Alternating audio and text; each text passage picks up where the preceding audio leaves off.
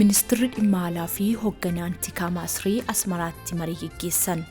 Gama biraatiin Soomaaliyaan hidhattoota Itoophiyaa nan deeggera jette. Dhimmoota kunneen duraa duubaan isinitti himnaa kan isin waliin turu an Margee Tasfaatii haga xumuraatti nu waliin tura.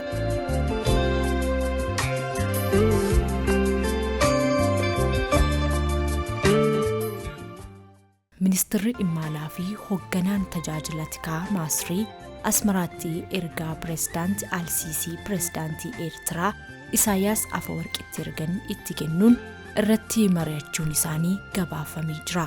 Aangaa'onni olaanoo Masrii ergaa haala nageenyaa fi siyaasaa naannawaa gaanfa Afrikaa ibsu akkasumas hariiroo lamaan cimsuu ilaallatu pirezidaantii Eertiraaf kennuutu ibsame. Marii fi imalli aangaa'ota Masrii kan Itoophiyaa waliin muddama keessa jiran yeroo gaanfa Afrikaatti muddamni cimee jirutti mudate. Aangaa'onni Masrii ministeera dhimma alaa Baadir Abdallaatii fi hoogganaa tajaajila tikaa waliigalaa Abbaas Kameelidha.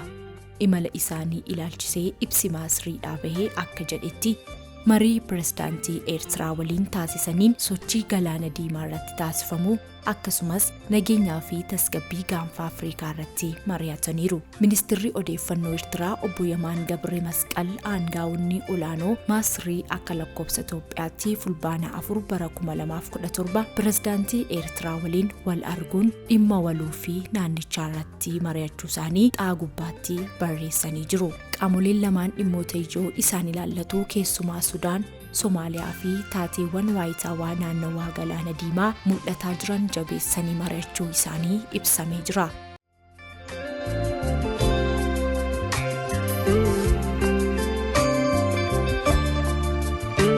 Ibsa gama Masriidhaa bahirrattis pirezidaantiin Eertiraa jila dhufeef haala gaanfa Afrikaa irratti mudataa jiruu fi rakkinoota naannicha mudate jedhan irratti dubbataniiru. Akkasumas haala itti nageenyaa fi tasgabbii naannichaa cimsuun danda'amu irratti ibsa kennanii jiru jedheera. Qaamoleen lamaan Sudaan akka tasgabbooftu akkasumas daangaa fi birmadummaan Soomaaliyaa akka eegamu deeggarsa cimsuun akka barbaachisu waliigaluun isaanii ibsamee jira.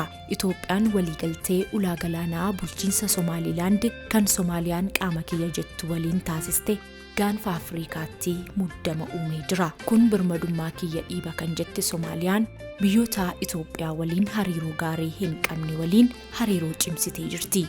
Hidha Abbayyaan wal qabatee muddama bubbulee Itoophiyaa waliin kan qabdu Masrii waliinis waliigaltee waraanaa tolfattee jirti. Masriin Itoophiyaa mormuun durumaa Soomaaliyaa kan deeggaraa turte yoo ta'u, Eertiraanis irra deddeebiin pirezidaantii Soomaaliyaa simattee jirti. Waraanni Masrii Soomaaliyaatti akka humna naga kabachiisaatti bobba'uu mala gabaasni jedhu Itoophiyaa dheekkamsiisee jira. Torban muraasa duras xiyyaaronni waraanaa Masrii meeshaa waraanaa fi qondaalota waraanaa qabatan Moqaadishoo qubachuun isaanii gabaafamee jira. Kanaan immoo Itoophiyaa fi Somaalilaand yaaddoo ibsaniiru. Miseensota federaalaa Soomaaliyaa fi miseensota mana maree Soomaaliyaa keessaas kan mormii ibsan jiru.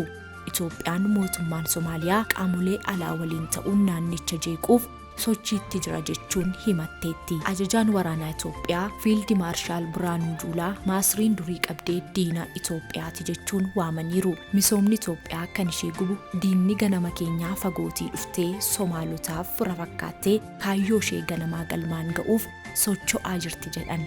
Ministeerri muummee Itoophiyaa Dr. Abiyyi Ahimedis qaamni Itoophiyaa weeraruuf abjootu dursee si'a 10 yaaduu qaba jechuun akeekkachiisaniiru. Garuu qaama kana maqaan hin eerre. Deeggarsa Soomaaliyaaf aangaa'onni olaanoo Masrii Asmaraatti pirezidaanti Isaayyaas waliin yeroo mari'atanitti deeggarsa Soomaaliyaaf qaban ibsaniiru. Dhimma Itoophiyaa irratti wanti kaasan yoo jiraate wanti ifatti ibsame hin jiru. Ministeerri odeeffannoo Eertiraa Yamanaa Gabra Masqal himannaa Masriin gaanfa Afrikaatti rakkoo jeequmsaa uumuu fi ajandaa gidduu seentummaa tarkaanfachiisti jedhu qaamoleen tokko tokko kaasan himannaa bu'uura hin qabne ta'uu isaa marii irratti ka'uu ibsaniiru. Dubbiin isaanii biyya dura aantummaan sochii Masriin Soomaaliyaa keessatti taasifte qeeqxee Itoophiyaa akka laallatu amanama.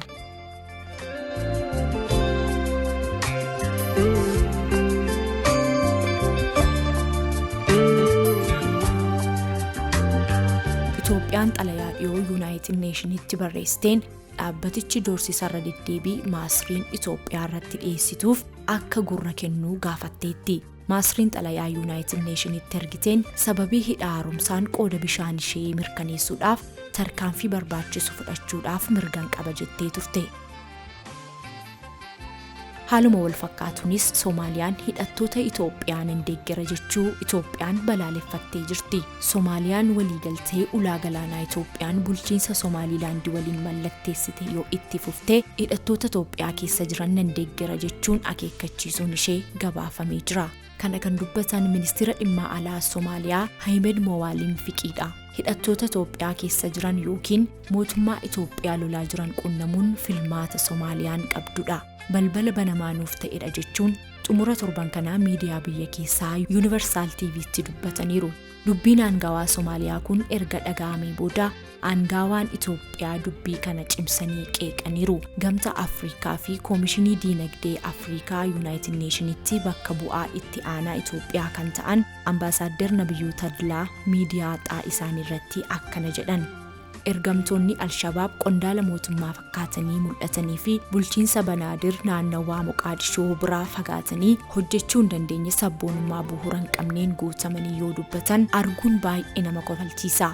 Itoophiyaan waliigaltee ulaa galaanaa bulchiinsa Somaalilaand beekamtii idil addunyaa hin qabne waliin mallatteessuun ishee Soomaaliyaa waliin walitti ishee buuseera. Soomaaliyaan Somaalilaand akka qaama isheetti ilaalti. Ta'us yeroon isaan geenye jedhan Turkiitti muddama Itoophiyaa fi Soomaaliyaa tasgabbeessuuf marii marsaa lamaaf adeemaa turetti kan hirmaataa turan Ahmed Mawaliin Fiqiin sadarkaa sana hin geenye furmaatni akka argamu abdiin jira. Isaan hidhattoota quunnamuun deeggaruun bira dhaabbachuun waan sirriidha. Kun kan ta'u yeroo diinummaa isaanii itti fufsiisanii fi waliigaltee jedhan yoo hojiirra oolchanidha jechuun dubbataniiru. Ta'us Itoophiyaan diigamuun fedhii Soomaaliyaa miti jechuunis himaniiru. Waliigaltee ulaa galaanaa Itoophiyaa fi Somaalilaand kan mufatee Soomaaliyaan dippiloomaatota Itoophiyaa ari'uu, loltoota Itoophiyaa baasuu, biyyoota kaanitti michoomuu dabalatee dhiibbaa garaagaraa taasisaa jirti.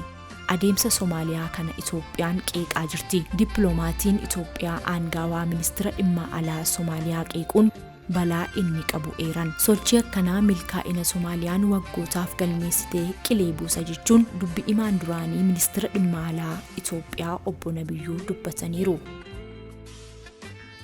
Lakkoofsa uummataa fi diinagdee guddataa jiru itti fufsiisuuf karaa galaanaa argachuun dhimma jiraachuu fi dhabuuti kan jette Itoophiyaan waa'ee ulaa galaanaa hammana ifatti hin dubbattu. Waa'ee ulaa galaanaa hammana ifatti hin dubbattu. Somaalilaand waliigalteen wal hubannoo ulaa galaanaa Itoophiyaa waliin amajji tokko bara 2024 mallatteessite xumuramuu fi hojiirra oolmaan waliigaltee kanaas waan hin oolle ta'uu ibsan. Itoophiyaan humna nagaa kabachiisaa gamta Afrikaa jalatti Soomaaliyaatti bobba'ee humna biraan bakka buusuuf yaaliin taasifamu balaan kan guutamedha jechuun yaadda'uu ibsiteetti. Itoophiyaa fi Somaalilaand waraanni Masrii gaanfa Afrikaaf yaaddoo yoo ta'u callisee hin ilaalu jedhaniiru. Deebii kanaaf akeeku fakkaatuun aangaa'onni olaanaa Masrii fi Eertiraa sanbata Asmaraatti walga'an himannaa bu'uura hin qabne jedhaniiru.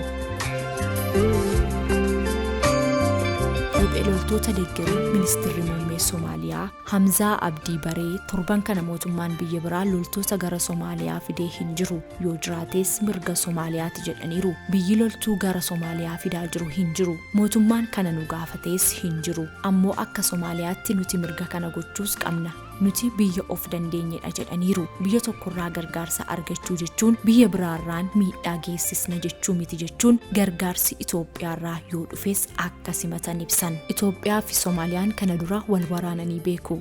Galmeen seenaa akka agarsiisutti bara dargii keessa biyyoonni lamaan hidhattoota garaagaraa deeggaraa turan. Fiild Maarshaal Biraanuun Masriin Soomaaliyaa keessaa sochii taasisuun Itoophiyaa waliin lola kallattiitti hin seenani jechuun torban dura dubbatanii turan. Dubbii isaaniin tarii lola harka jalaa keessaa seenuu dandeessi jedhaniiru. Harka jalaan loluu barbaadu. Harka jalaan Itoophiyaa loluun garuu ammanii cima. Akka durii miti. Harka jalaanis kallattiinis haa dhufu. humni Itoophiyaa cimaadha jedhaniiru. Nuun kan nu rakkisee baandaa keenyadha jechuun himani. Humnoota biyya keessaa maqaa hin dhoofne baandaa jedhanii waamaniin ajandaa diinotaa ho'isanii hojjechaa jiru jedhaniiru. Aangaa'onni Itoophiyaa kana dura Masrii, Eertiraa fi kaan hidhattoota mootummaa lolan deeggaru jechuun himataa turan. Ajajaan waraanaa Itoophiyaa Soomaaliyaan diinota ganama Itoophiyaarraa deeggarsa faayinaansii, leenjii fi meeshaa waraanaa fudhachaa si'a 3 ol biyya keenya weerarteetti jechuunis waraana kana dura ture eeran. Aangaa'onni Soomaaliyaa imaammata daangaa babal'ifannaa qopheessanii Itoophiyaa weeraruuf carraaqiin irra deddeebiin taasisanis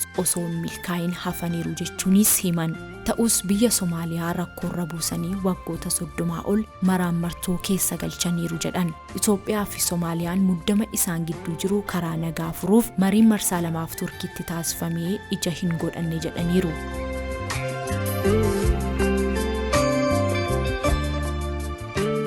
Odeeffannoo kana BBC Afaan Oromoo irraa arganne. Nagaan nuuf tura.